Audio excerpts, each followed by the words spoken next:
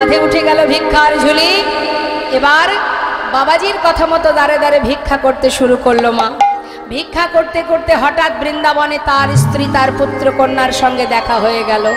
তারা মুর্শিদাবাদ থেকে গেছে বৃন্দাবনে তার স্বামীকে, তার পিতাকে দেখবার জন্য। যেই না দেখেছে পিতার কাঁধে ভিক্ষার ঝোলা, কাঁদছে তার সন্তান। কাত্যায়নী কেঁদে কেঁদে বলছে, স্বামী যে এত বড় জমিদার, যার এত ধন ঐশ্বর্য, এত বিষয় সম্পদের মালিক, যে যার এত সুখ, এত শান্তি, এত তৃপ্তি, এত আনন্দ, সব ফেলে একটা ভিক্ষার ঝুলি কাঁধে নিয়ে এই বেশ আমি দেখতে পারছি না। স্বামী তুমি ঘরে ফিরে চলো। জমিদার লালা বলে উঠলেন, কাত্যায়নী আমার তো যাওয়ার আর কোনো জায়গা নেই, এটাই আমার ঘর, এটাই আমার ঠিকানা, তাই তোমরা যেখান থেকে এসেছো সেখানে চলে যাও, আমি আর কোথাও যাব না। তখন ছোট্ট ছেলে নারায়ণ বললেন, বাবা তুমি যদি নাই যাবে তাহলে এই বৃন্দাবনে একটা থাকবার জায়গা করে দিই, তুই যদি করে দিস আমার কোনো বাধা নেই। একটা সুন্দর মন্দির নির্মাণ করে সেই মন্দিরে এক বিগ্রহ স্থাপন করে দিল, যার নাম কৃষ্ণচন্দ্রমা। সেই বিগ্রহ সেবা দেবার জন্য এক পূজারীকে রাখা হলো মা। কারণ লালার তো দীক্ষা হয়নি, সে তো ভগবানের সেবা দিতে পারবে না, তাই পূজারী রেখেছে মন্দিরে ভোগ নিবেদনের জন্য। আর লালা কি করে? প্রতিদিন ভিক্ষা করে, কিন্তু ভগবানের সেবা দিতে পারে না, এটাই তার দুঃখ। দেখবেন আজও আছে সেই লালা বাবুর মন্দির। যারা বৃন্দাবনে গেছেন, রাধাকুণ্ডের পাশেই আছে লালার মন্দির। তো সেই মন্দিরে বিগ্রহ স্থাপনের পর সেবার দায়িত্ব পড়লো এক পূজারীর। লালার সেবা দিতে পারে না বলে সেটাই তার দুঃখ। প্রতিদিন যখন ভগবানের সেবা হয়, আরতি হয়, ওই দরজার কাছে বসে লালা চোখের জলে বুক ভাসিয়ে কাঁদে আর বলে, কি অপরাধ আমার, কেন আমি এখনো পর্যন্ত দীক্ষা পেলাম না, কেন আমি মন্ত্র পাচ্ছি না প্রভু, কেন নিজে হাতে তোমায় সেবা দিতে পারছি না, কি অপরাধ, তুমি একবার মোরে কৃপা করো। প্রতিদিন কাঁদে। হ্যাঁ, হঠাৎ একদিন পূজারীকে বলছে, পূজারী জানো পূজারী, প্রতিদিনই তো ভিক্ষা করি, আজ আর ভিক্ষা করতে ভালো লাগছে না, আমি ওই যে গুহা আছে ওই গুহার মধ্যে বসে বসে একটু ভজন করব। তুমি মন্দিরে ভোগ নিবেদন করে আমাকে একটু প্রসাদ দিয়ে আসবে, কেমন? বেশ, হরি বল। মন্দিরের ভিতরে পূজারীকে এই কথা বলে এবার লালা চলে গেল গুহার মধ্যে, গিয়ে বসে বসে ভজন করছিল। আর ভজন করবার সময় প্রতিজ্ঞা করলেন লালা, শুনেছি তুমি নাকি ভক্তের ভগবান, শুনেছি তোমায় ডাকলে নাকি তুমি ডাকে সাড়া দাও, আজ যদি তুমি আমার ডাকে সাড়া না দাও, এই গুহা থেকে আমি আর বেরোবো না, তোমায় সেবা দিতে পারি না, তোমার দেখা পাই না, জানি না আর কতক্ষণ বেঁচে থাকবো। আজ যদি তোমার দেখা না পাই, আমিও দেখতে চাই ভক্তের ডাকে সাড়া না দিয়ে তুমি কেমন করে দূরে থাকতে পারো। এখন ভক্ত যদি কঠিন প্রতিজ্ঞা করে বসে, তখন কিন্তু প্রভুর মাথায় চিন্তা পড়ে যায় যে ভক্ত প্রতিজ্ঞা করেছে, অর্থাৎ ভক্তের সমস্ত কিছু রক্ষা করার দায়িত্ব আমার। হ্যাঁ, সে নিজেকে সঁপে দিয়েছে ভগবানের চরণে, এবার নিজেকে নিবেদন করে দিয়ে আপন মনে ধ্যানে মগ্ন, কৃষ্ণ নামে মগ্ন। আর এদিকে মন্দিরে ভোগ নিবেদন করে পূজারী যখন ভোগের প্রসাদ নিয়ে যাচ্ছে মা, এমন সময় পথে যাবার আগেই ঝড় বৃষ্টি শুরু হয়ে গেল বৃন্দাবনে। সবই গোবিন্দের কৃপা, কারণ ভক্ত প্রতিজ্ঞা করেছে গুহা থেকে বেরোবে না, এখন তাকে তো বাহির করতে হবে, সেই জন্য ঝড় বৃষ্টি শুরু করে দিল। আর যেই না বৃষ্টি শুরু হয়ে গেছে, পূজারী দেখছে এত বৃষ্টি যাব কি করে, বৃষ্টি বন্ধ হোক তারপরে না হয় নিয়ে যাব প্রসাদ। প্রসাদের থালাটা বারান্দাতে রেখে তিনি মন্দিরের ভিতরে ঢুকে গেছে। সেই বৃষ্টি মাথায় প্রসাদের থালা হাতে নিয়ে ভগবান পূজারীর রূপ ধারণ করে প্রসাদের থালা নিয়ে ঢুকছে গুহার ভিতরে। বৃষ্টি হচ্ছে, ঝড় হচ্ছে, আপন মনে ভক্ত ভজন করছে, রাধে কৃষ্ণ গোবিন্দ গোপাল রাধা রমণ হরি হরি হরি বল। রাধে কৃষ্ণ গোবিন্দ গোপাল গোপাল রাধা রমণ হরি হরি হরি বল। গিরিধারি গোবর্ধন ধারি গিরিধারি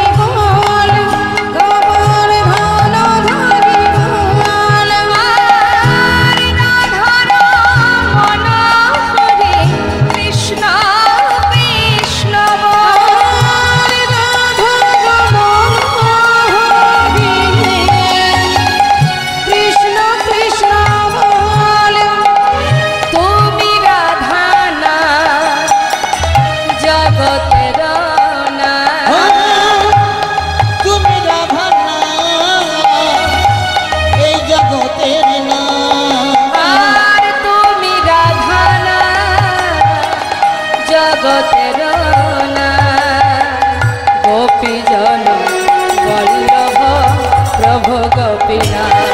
রাধে কৃষ্ণ রাধে কৃষ্ণ গোবিন্দ গোপাল গোপাল রাধা রমণ হরি হরি হরি দেখা না, দেখা না, দেখা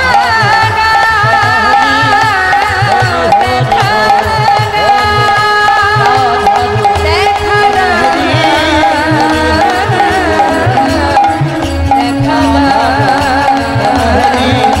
হরি হরি বলো রাধা হরি হরি হরি বল।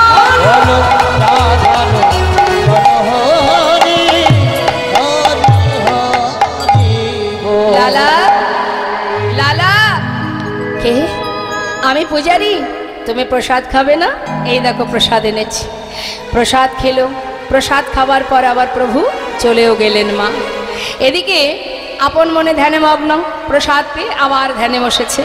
আর এদিকে প্রকৃত যে জয়দেব, আহা, প্রকৃত যে পূজারি, সে চিন্তা করছে তাই তো লালাকে প্রসাদ দিতে হবে।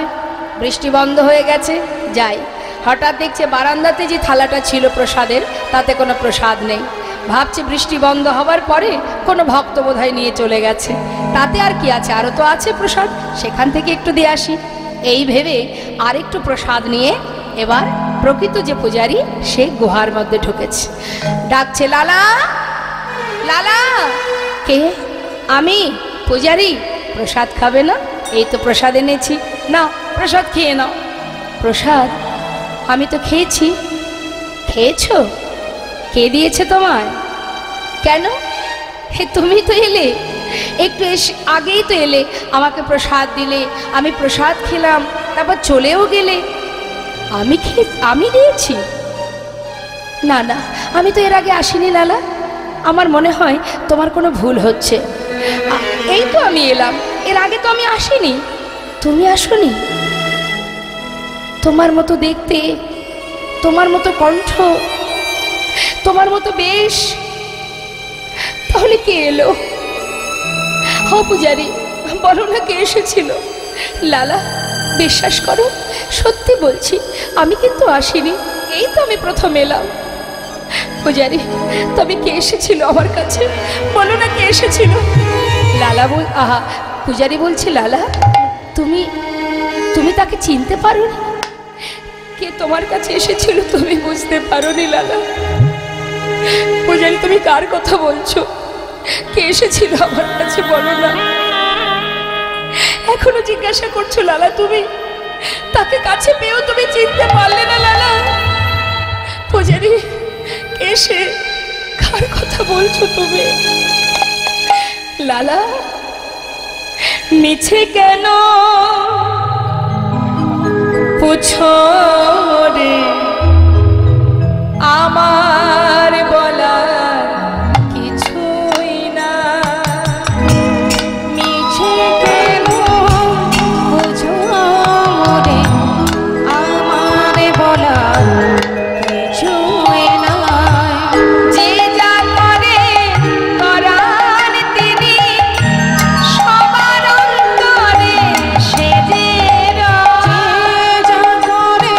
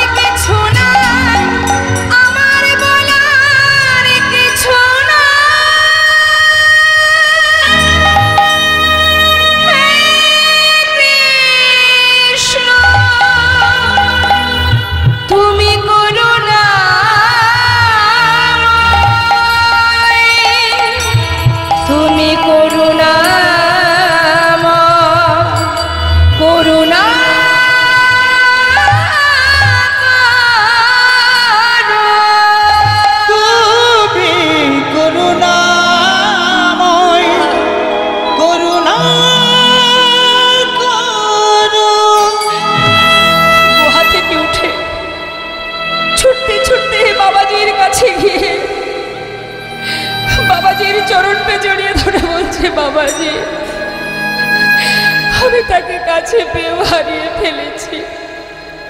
বলো বাবাজি, বলো বলো তুমি, আমি কেন তার দেখা পেলাম না? কেন সে আমার কাছে এসেও আমায় ধরা দিল না? কি অপরাধ আমার? বাবাজি তুমি একটা বার বলো, বলো না মরে কাঁদাইছ কেন,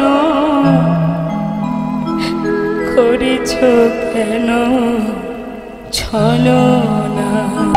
বলো না মোরে কাঁদাইছ কেন, করিছ কেন চলো না? বল না মোরে কাঁদাইছ কেন, মরিছ কেন চলো না? অনেক কেঁদেছি আর কাঁদিতে পারি না, হে প্রাণ গোবিন্দ,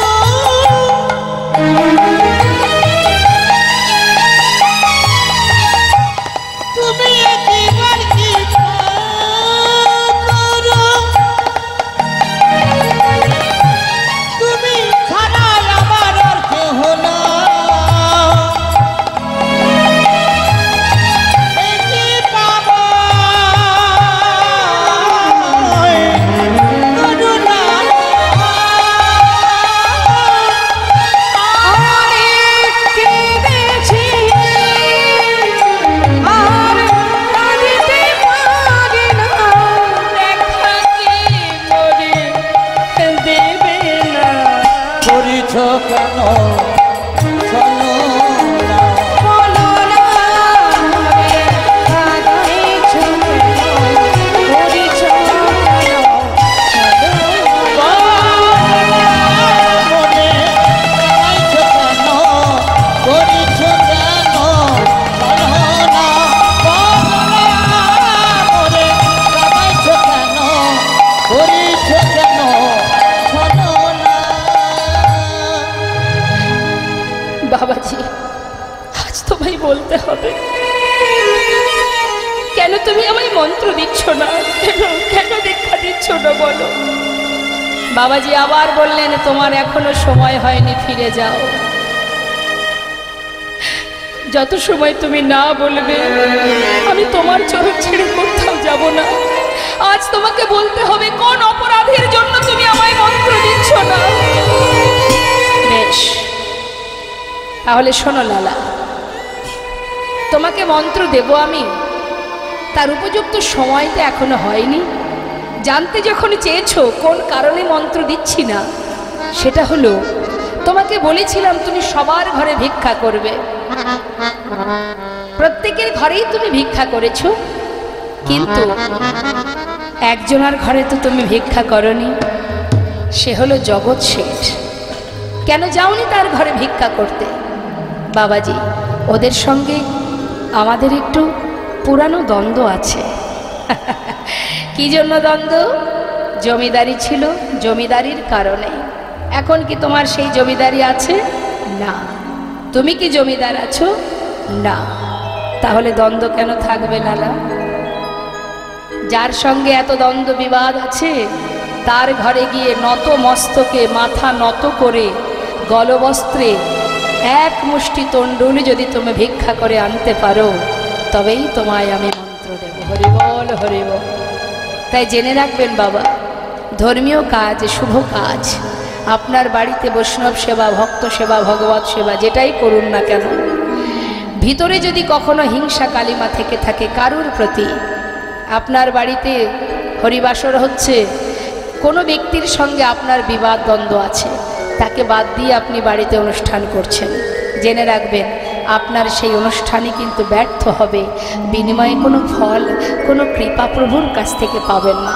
কারণ আপনার ভিতরে যে হিংসা আছে, যে ক্রোধ আছে, কারোর প্রতি অভিমান থাকুক, ক্ষোভ থাকুক, সেটাকে দূরীভূত করে যদি নতমস্তকে তার কাছে গিয়ে তাকে নিমন্ত্রণ করে তাকে ঘরে এনে সসম্মানে যদি তার সেবা দিতে পারেন, তবেই আপনার সেই যজ্ঞ সার্থক হবে। তাই গৌর।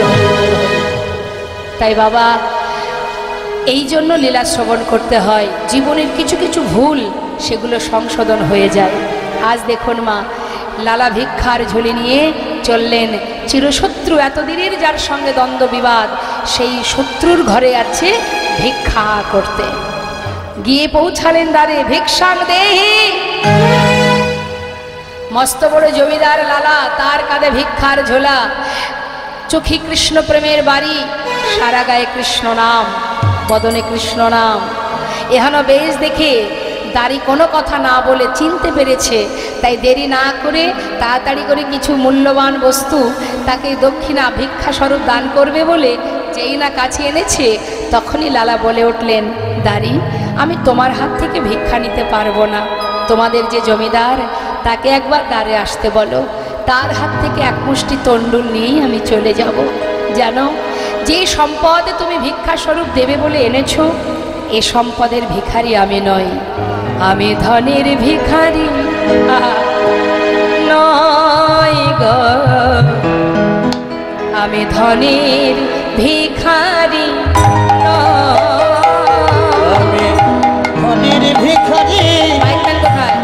নই গো, আমি ধনের ভিখারি নই, আমি ধনের ভিখারি নয় গো, ধনের ভিখারি ধনের ভিখারি নই আমি, ধনের ভিখারি নই। চাই গো যে আমি এক মুষ্টি ভিক্ষা, চাই গো যে আমি এক মুষ্টি ভিক্ষা, চাই গো যে আমি এক মুষ্টি ভিক্ষা, চাই গো যে আমি এক মুষ্টি ভিক্ষা। আই তোমার দাঁড়াই আমি ধনের ভিখারি নই গো, আমি ধনের ভিখারি নই গো, আমি ধনের ভিখারি নই। তা যদি মরে এক মুষ্টি ভিক্ষা, তবে হবে গুরুপদে দীক্ষা। যদি মনে এক মুষ্টি ভিক্ষা, তবে হবে গুরুপদে দেখা। আমি পাব দর্শন ব্রজেন্দ্রানন্দ, দর্শন ব্রজেন্দ্রানন্দ, আমি পাব দর্শন ব্রজেন্দ্রানন্দ, দর্শন ব্রজেন্দ্রানন্দ। তাই তোমার দুয়ারে নই আমি ধনের ভিখারি হরি বল হরি বল। ধনের ভিখারি নই, আমি ধনের ভিখারি নই গো, আমি ধনের ভিখারি নই। দ্বারে ভিতরে গিয়ে জগৎ শেঠকে বললেন, বাবু, আপনার দ্বারে আপনার চিরশত্রু দাঁড়িয়ে আছে। এতদিন যার সঙ্গে দ্বন্দ্ব বিবাদ ছিল, আজ সে আপনার দ্বারে ভিক্ষার ঝুলি নিয়ে দাঁড়িয়ে আছে। একবার আপনাকে যেতে হবে, আপনার হাত থেকে তিনি ভিক্ষা নেবেন। জগৎ শেঠ বললেন, নাম কি তার? তার নাম জমিদার লালা বাবু। বলো কি, সে আমার দ্বারে দাঁড়িয়ে আছে? হ্যাঁ, আমাকে একবার নিয়ে চলো, নিজে আমি দেখতে চাই, নিজে সাক্ষাৎ দর্শন করতে চাই। দ্বারে এসে যখন দাঁড়িয়েছে জগৎ শেঠ, লালার সেই বেশ দর্শন করে মুখের দিকে তাকিয়ে এক দৃষ্টিতে চেয়ে শুধু জিজ্ঞাসা করছে, তুমি সেই মস্ত বড় জমিদার লালা, আজ আমার দ্বারে দাঁড়িয়ে আছো এহেন বেশ পরিধান করে। জানি না এই বেশ এ কি তোমার প্রকৃত বেশ, নাকি কোনো ছলনা? কোনো ছলনা করে আসনি তো? বলে উঠল, বন্ধু, এমন কথা বলো না। না না, আসিনি আজ তোমার কাছে বন্ধু কোনো ছলনা। চেয়ে দেখো, ঘাটের মাঝি পার ঘাটাতে বসে ডাকছে হরি বল হরি বল। আসিনি আজ তোমার কাছে বন্ধু কোনো ছলনায়, হরি বল। ঘাটের মাঝে পার ঘাটাতে বসে ডাকছে আমায়। যে দেখো বন্ধু গো,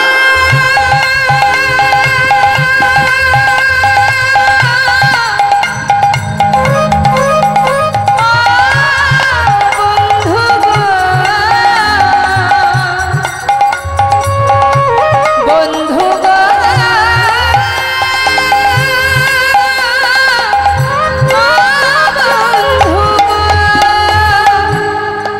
দেখো যদি এক মুষ্টি দাও গো ভিক্ষা, ও বন্ধু তবে হবে গুরু পদে দীক্ষা। যদি এক মুষ্টি দাও গো ভিক্ষা, তবে হবে মন গুরুপদে দীক্ষা। যাই গো আমার বেলা বয়ে যায়, বন্ধু যাই গো আমার বেলা বয়ে যায়। ঘাটের মাঝে পার ঘাটাতে বসে ডাকছে ও বন্ধু ঘাটের মাঝি পার ঘাটাতে বসে বন্ধু ঘাটের মাঝি বন্ধু পার ঘাটাতে বন্ধু ঘাটের মাঝি পার ঘাটাতে বন্ধু ডাকছে ঘাটের মাঝি পার ঘাটাতে বসে বসে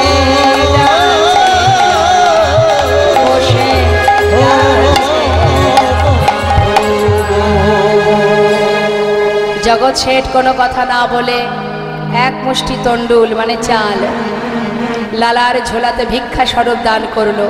আর যেই না পেয়েছে ভিক্ষা, আর কোনো দিকে না তাকিয়ে সেই ভিক্ষাটুকু বুকে জড়িয়ে ধরে বাবাজি, বাবাজি, এই দেখো এনেছি আমি, এবার তো তুমি ভিক্ষা দাও। আমি ভিক্ষা করেছি, আমি পেরেছি বাবাজি, আমি ভিক্ষা করতে পেরেছি।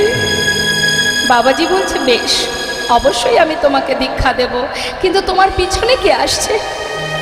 আমার পিছনে? পিছন ফিরে তাকিয়ে দেখছে কি বাবা, আরো একজন পিছনে ছুটতে ছুটতে এসেছে। সে হলো জগৎ শেঠ। তার দিকে তাকিয়ে জিজ্ঞাসা করছে, লালা বন্ধু তুমি কেন এসেছো? জগৎ শেঠ বলে উঠলেন, লালা তুমি যখন আমার দ্বারে গিয়ে বললে যে তোমার জীবন বেলা বয়ে যায়, পার ঘাটার মাঝে পারে দাঁড়িয়ে আছে, তোমাকে এক মুষ্টি তন্ডুল দেবার পর আমি আর ঘরে ফিরতে পারলাম না। যেন মনে হলো তোমার যদি জীবন বেলা বয়ে যায়, আমার তো জীবন বেলা বয়ে যায়, তাই আমি আর ঘরে ফিরতে পারিনি। তোমাকে এক মুষ্টি তন্ডুল দেওয়া মাত্রই তুমি ছুটতে ছুটতে চললে, কোনো দিকে আর একবারও ফিরে চাইলে না। আমি আর ঘরে ফিরতে না পেরে তোমাকে স্মরণ করতে করতে তোমার পাঁচু পাঁচু চলে এসেছি বন্ধু। আমাকে একটিবার তোমার করে গ্রহণ করো। আমি সব ছেড়ে চলে এসেছি বন্ধু, সব ছেড়ে চলে এসেছি। বাবাজি ও সেই বন্ধু যে কিনা সর্বস্ব ত্যাগ করে আমার পাছু পাছু এসেছে। এই সেই জগৎ সে, যার ঘর থেকে আমি ভিক্ষা করে এনেছি। একবার তুমি ওকে কৃপা করো বাবাজি। দুজনকে একসঙ্গে মন্ত্র দান করলেন মা। এতদিন মন্ত্র পাইনি, যেই না কৃষ্ণ মন্ত্রে দীক্ষিত হলো, গোবিন্দ দর্শন পাওয়ার বাসনা দ্বিগুণ বেড়ে গেল। দেখা দাও, দেখা দাও, দেখা দাও। লালাবাবু, জগৎ শেঠ, দুই বন্ধু পথে পথে হা কৃষ্ণ কৃষ্ণ কৃষ্ণ বলে কাঁদে। দেখা দাও প্রভু, এতদিন মন্ত্র পাইনি, তুমি দেখা দাওনি, এবার তো তোমায় দেখা দিতে হবে, একবার কৃপা করো। একটিবার বলো, কিভাবে ডাকবো তোমায়, কেমন করে ডাকলে তুমি আমায় সাড়া দেবে? পথে বসে কাঁদে, আমি কেমন করি ডাকিব প্রভু, তুমি বলে দাও, একবার বলে দাও, আমি কেমন করে ডাকিব প্রভু, বলে দাও আমায়, বলে দাও আমায়। আমি কেমন করে ডাকিব প্রভু, বলে দাও আমায়, তুমি বলে দাও, কেমন করে ডাকিব প্রভু, বলে দাও আমায়, বলে দাও তুমি নাকি দয়াল হরি, সবার দয়া করো, আমি অধম রইলাম পড়ে, বলো বিচার কেমন করো? তুমি নাকি দয়াল হরি, তুমি সবার দয়া করো, আমি অধম রইলাম পড়ে, তোমার বিচার কেমন করো? ওগো তুমি নাকি দয়াল হরি, সবার দয়া করো, আমি অধম রইলাম পড়ে, তোমার বিচার কেমন করো? তুমি নাকি দয়াল হরি, তুমি সবার দয়া করো, আমি অধম রইলাম পড়ে, তোমার বিচার কেমন করো? আমি কেমন করে ডাকব প্রভু, বলে দাও আমায়, তুমি বলে দাও আমায়। আমি কেমন করে ডাকিব প্রভু, বলে দাও আমায়, বলো তো আমায়। আমি কেমন করে ডাকিব প্রভু, বলে দাও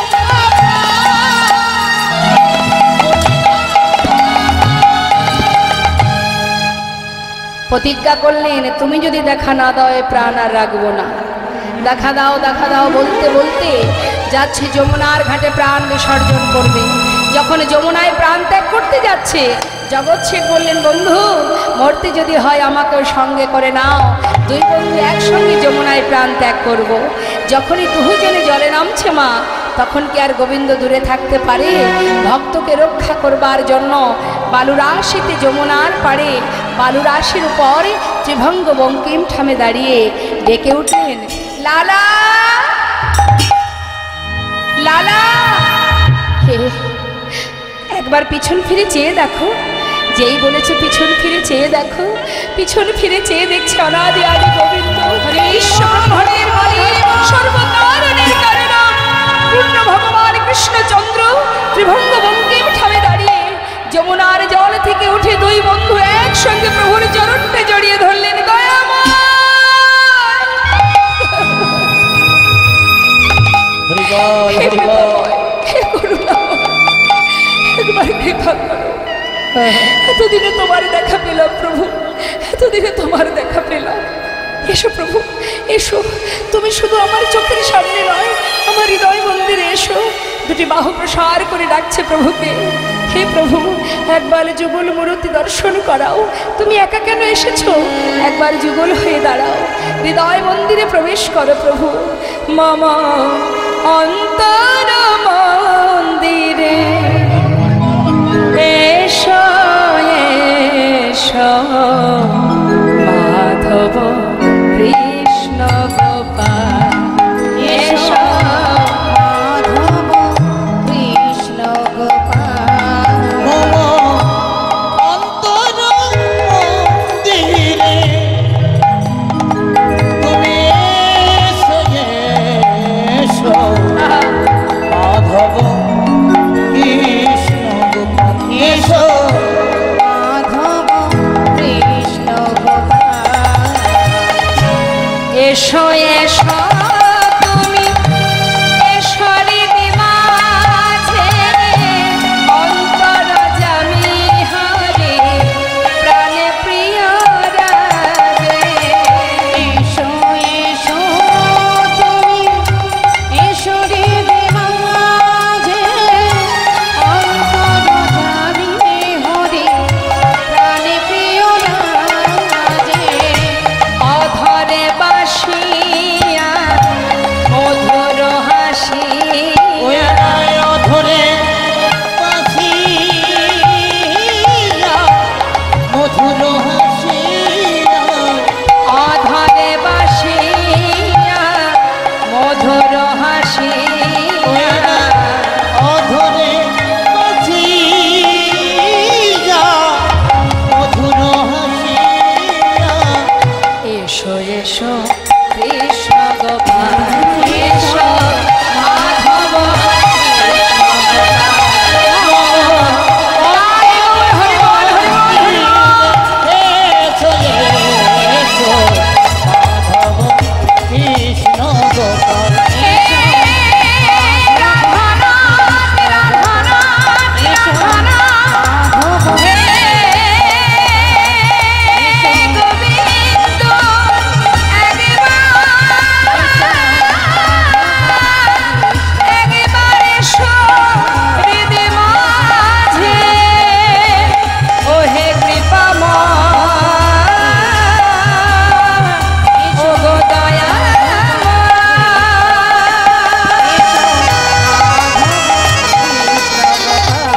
এসো মাধব কৃষ্ণ গোপাল।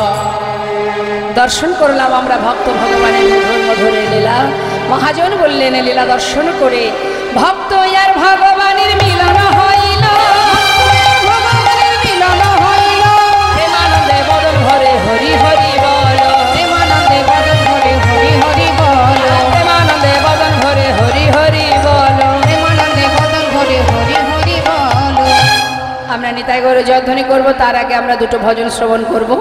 ভক্ত অনুরোধে আমরা দুটো ভজন শুনব। জয় রাধেশ্বর। 10টা হলে হবে না? এত কম? হ্যাঁ, আমরা শ্রবণ করব দুটো ভজন, সবাই মিলে এগুলো ধ্বনি হরিধ্বনি করবেন। চলুন যাই আমরা একটা বৃন্দাবনের ভজন শুনি, আর একটা বৃন্দাবনে ব্রজ বলি, একটা হিন্দি ভজন, একটা বাংলা ভজন শুনবো। কেমন? জয় রাধেশ্বর।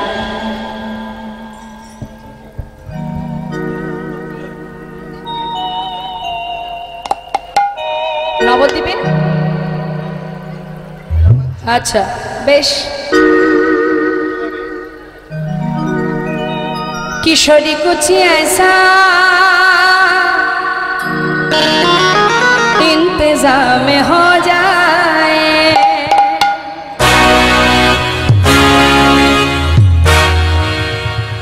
किशोरी कुछ ऐसा, किशोरी कुछ ऐसा इंतजाम हो जाए, किशोरी कुछ ऐसा इंतजाम हो जाए, किशोरी कुछ ऐसा इंतजाम हो जाए, इंतजाम हो जाए, इंतजाम हो जाए, इंतजाम हो जाए,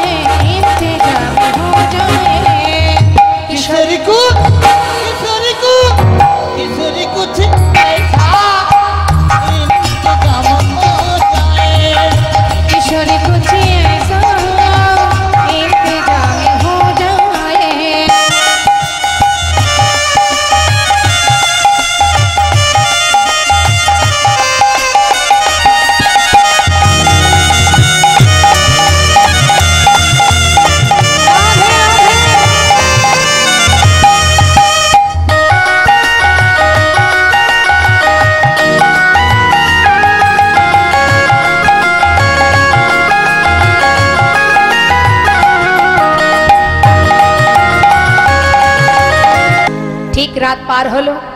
সকাল হতে না হতেই লালা চোখটা খুলেছে। খোলা মাত্রই দেখছে সামনে একজন বাবাজি দাঁড়িয়ে আছে। হন্তদন্ত হয়ে বালির বিছানা ছেড়ে উঠে দাঁড়িয়েছে।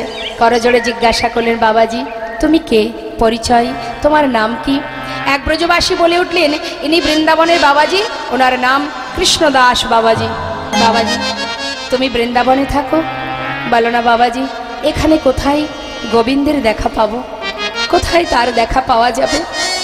বাবাজি বলে উঠলেন, দাঁড়াও দাঁড়াও, তোমাকে নূতন দেখলাম বলেই দাঁড়িয়েছি, আগে তো কখনো বৃন্দাবনে দেখিনি।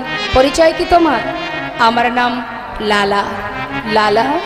দাঁড়াও দাঁড়াও, তুমি কি সেই বাংলার মুর্শিদাবাদ জেলার জমিদার লালা? বাবাজি আমি জমিদার ছিলাম, আজ আর আমি জমিদার নই, আমি কৃষ্ণের দাস। তার চরণ পাওয়ার জন্য ছুটে এসেছি। নিজের বলতে যা ছিল সর্বস্ব ত্যাগ করেছি, শুধু গোবিন্দের দেখা পেতে চাই, একবার রাধা মাধবের কৃপা পেতে চাই। দাঁড়াও দাঁড়াও, সব ছেড়ে বৃন্দাবনে এসেছো, ভালো কথা। তোমার কি দীক্ষা হয়েছে? না, দীক্ষা না হলে তার দেখা কি করে পাবে? মন্ত্র গ্রহণ করো। যেই না বলেছে, ছুটে গিয়ে বাবাজি চরণটা জড়িয়ে ধরেছে।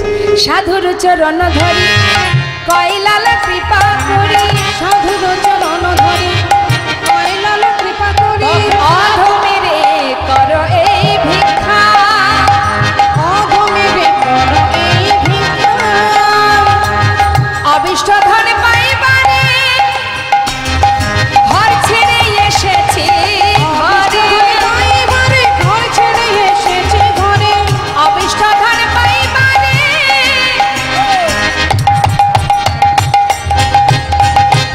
আমি ঘর ছেড়ে এসেছি ঘরে, অবিষ্ট ধন পাইবারে ঘর ছেড়ে এসেছে ঘরে, ফিরিব না কৃপা করে দাও মরে দীক্ষা, জীবন কৃপা করে দাও মোরে দীক্ষা, ঘর ছেড়ে এসেছি ঘর, ঘর ছেড়ে এসেছে আমি ঘর ছেড়ে এসেছি ঘর, ঘর ছেড়ে এসেছে ঘরে, অবিষ্ট ধন পাইবারে ঘর ছেড়ে এসেছি ঘর, অবিষ্ট ধন পাইবারে ঘর ছেড়ে এসেছে ঘরে, ফিরিব না কৃপা করে দাও মোরে দীক্ষা। জীবন কৃপা করে দাও মোরে দীক্ষা। দাঁড়াও দাঁড়াও, দীক্ষা বললেই তো দীক্ষা হবে না, তারও একটা উপযুক্ত সময় চাই। এখানে যত ভক্ত আছেন আপনাদের গুরু দীক্ষা শিক্ষা হয়েছে তো? হ্যাঁ, মন্ত্র মনে আছে তো? ভুলে যাননি তো?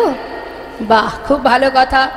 তা কৃষ্ণ মন্ত্রে দীক্ষিত যারা হন তাদের কণ্ঠে তুলসীর মালা থাকে। আছে সবার গলায় তুলসীর মালা? কেন নেই কেন? খুব ভারী মনে হয়?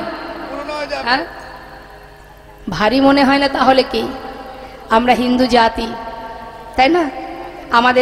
আমরা সনাতনী, আমাদের তুলসীর মালা থাকলে সমস্যা কোথায়? মাথায় রাখবেন, তুলসীর মালা কণ্ঠে থাকলে অনেক বাধা থেকে মুক্তি পাওয়া যায়। আর ভগবানের সেবা দিতে গেলে তাতে তুলসী পত্র দিতে হয়, তাই তো? তাহলে আপনি পাত্রে সাজিয়ে নিচ্ছেন ভোগ, সেবা দেবেন প্রভুর, তাতে তুলসী পাতা দিলেন, কিন্তু আপনি নিজে যাচ্ছেন ভগবানকে সেবা দেবেন, আপনার অঙ্গে যদি তুলসী না থাকে ভগবান তো আপনাকেই গ্রহণ করবেন না। তাহলে আপনার দেয়া ভোগ কি করে সেবা হবে? আপনি রাজভোগ আমাকে খাওয়াবেন, আপনাকেই যদি আমার ভক্তি না হয়, আপনার দেয়া রাজভোগ আমি সেবা করবো? নিতাই গৌর হরি বল হরি বল। তাহলে আগে নিজেকে নিবেদন করতে হবে, আর নিজেকে যখন নিবেদন করব তার জন্য অঙ্গে তুলসী ধারণ করতে হবে, কণ্ঠে তুলসী পরিধান করতে হবে। কেমন? শুধু তাই নয়, তুলসী পরিধান করলে আমরা যদি কখনো কোনো ভুল চিন্তা ভাবনা করে ফেলি, গলায় যদি তুলসীর মালা থাকে, একবার হলেও আপনার এই যে হৃদয় মাঝে যিনি আছেন পরমাত্মা, তিনিও কিন্তু গুরু, তো তিনি একবার হলেও আপনাকে চেতনা দেবে, ছি ছি, গলায় তুলসীর মালা, এমন পাপ কাজটা কেন করব? এটাই কিন্তু আপনাকে ভুল পথ থেকে সঠিক পথে নিয়ে যাওয়ার একটা উপায়। হ্যাঁ, তাই তুলসীর মালা কণ্ঠে পরিধান করবেন। তো মাগো বললেন দীক্ষা নিতে গেলেও তার একটা উপযুক্ত সময় দরকার হয়, যখন তখন তো দীক্ষা হবে না লালা। এসেছো যখন বৃন্দাবনে, সংসারের জন্য সারা জীবন কর্ম করেছো, এবার গোবিন্দের সংসারে এসেছো, গোবিন্দের কাছে যেতে গেলে তোমাকে তাকে সন্তুষ্ট করবার জন্য এই গোবিন্দের পরিবারে, গোবিন্দের সংসারে কর্ম করতে হবে। কি কর্ম বাবাজি? তুমি যে কর্ম বলবে আমি সেই কর্ম করতে রাজি। পারবে লালা? তুমি তো বড় জমিদার, যা কর্ম দেব নিতে পারবে? পারবো বাবাজি, যে কর্ম হবে আমি করতে রাজি। বেশ, তাহলে নাও লালা। কি করলেন মা? ভিক্ষার ঝোলা দিলেন লালাকে। চিন্তা করুন, মস্ত বড় জমিদার, তার কাঁধে ভিক্ষার ঝোলা। ধরো ধরো লালা ভিক্ষার ঝোলা কাঁধে,